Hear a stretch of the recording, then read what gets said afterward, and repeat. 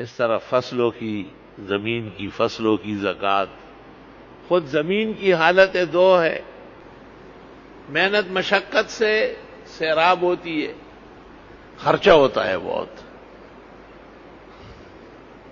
تو کہتے ہیں 20واں دے دے، نصف العشر.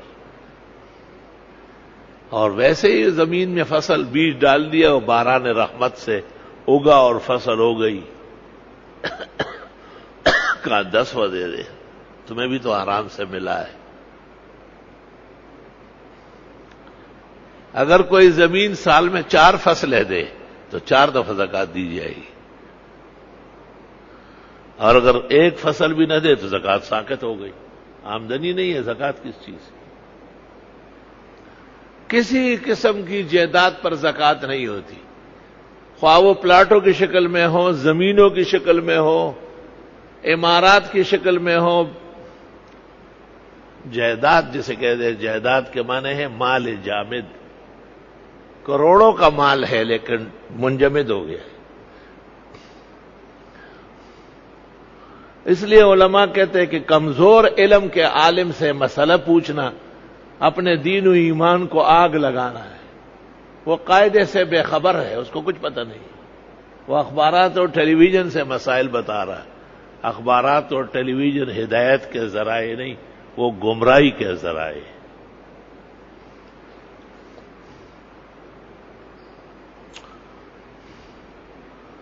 اب فقہاء نے اس کی مثال دی ہے کہ ایک آدمی نے دکان خریدی 5 لاکھ کی، مثال، اس میں فرنیچر ڈالا 5 لاکھ کا، یہ 10 کے 10 لاکھ یہ منجمد ہو گیا، اس کی زکوٰۃ نہیں، یہ مال غیر نامی ہے. اور 10 لاکھ اس میں یا 20 لاکھ کا سودا ڈالا جو آتا جاتا ہے، جس کو مال معاشی کہتے ہیں، نامی، اور آپ کہتے ہیں کہ رننگ پر ہے مال. یہ جو رننگ پر مال ہے اس پہ زکوٰۃ ہے سال گزرنے کے بعد. اس طرح زمین خریدی، پلاٹ خریدے، بنگلے خریدے، ایک نہیں 20 بنگلے، ایک نہیں کئی کروڑ اربوں کربوں کے پلاٹ ہے، کوئی زکوٰۃ اس پہ نہیں، کسی زاویے سے نہیں.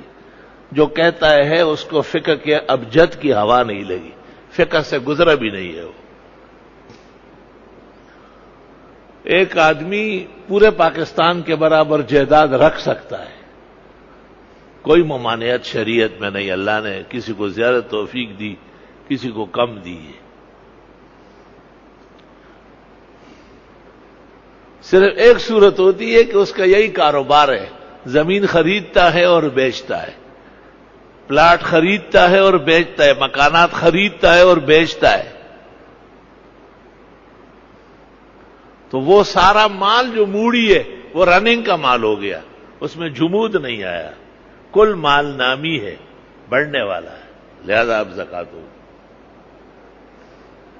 ان کانت الدکاکین للتجارہ، ہدایت کی عبارت ہے. اگر دکانیں ہیں اور تجارت کے لیے، اگر تجارت کے لیے نہیں ہے، ویسے ہی جائیداد کے طور پر زکوٰۃ نہیں.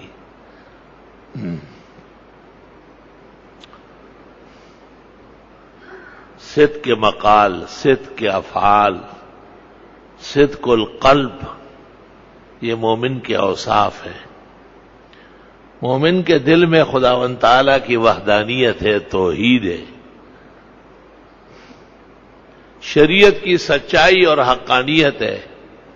رسول مرسل، النبی الخاتم والمختم، محمد عربی صلی اللہ علیہ وسلم کی تشریف آوری، آپ کی جامعیت، آپ کا کل کائنات کے لیے بعثت، آپ پر ہر طرح کے نبوت اور رسالت کا ختمت،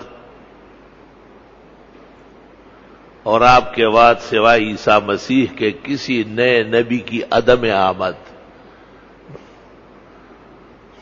یہ صدق کے قلب کے معتقدات ہے، اور زبان سے بھی اس کو بیان کریں گے تو صدق کے مقال ہو جائے گا. زندگی بھی اس کے مطابق گزارو گے تو صدق کے افعال ہو جائے گا. یوں محدثین کے ہاں ایک مرکب مفید تیار ہو جائے گا ایمان کا. لا الہ الا اللہ محمد الرسول اللہ صلی اللہ علیہ وآلہ وسلم.